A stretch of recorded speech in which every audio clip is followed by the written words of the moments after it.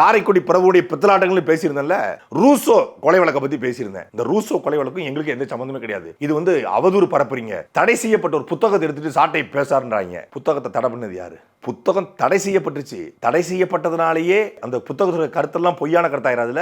1998 காலகட்டத்தில் இளமதி கருணாநிதிக்கும் இந்த ரூசோ உடையாருக்கும் பகை இருந்துச்சா இல்லையா? ரூசோ உடையார் தேவக்கோட்டையில இருந்தால் நாம அரசியல் பண்ண முடியாது.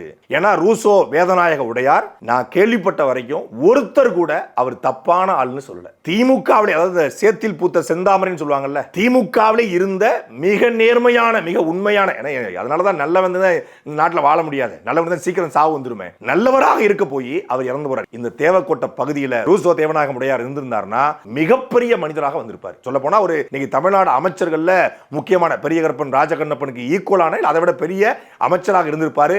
அவர் இந்த பின்னணியிலிருந்து வந்து அமைச்சராக கூட மாதா மெடிக்கல் வச்சு ஈழத்தமிழுக்கு உதவி செய்யறாரு, அந்த நடக்கிற தப்புகளை சுட்டி காட்டுறாரு. இப்படிப்பட்ட ஒருத்தன் வளர்ந்து வந்தானா நாம இல்லீகல் ஆக்டிவிட்டிஸ் ஈடுபட முடியாது, நாம வந்து இந்த மாதிரி தப்பான காரியங்கள் ஈடுபட முடியாது, கமிஷன் வாங்க முடியாது, கரப்ஷன் பண்ண முடியாது, கான்ட்ராக்ட் எடுத்து கொள்ளடிக்க முடியாதுன்னு தெரிஞ்சு திட்டமிட்டு அவர் கொலை செய்யப்பட்டிருக்காரு.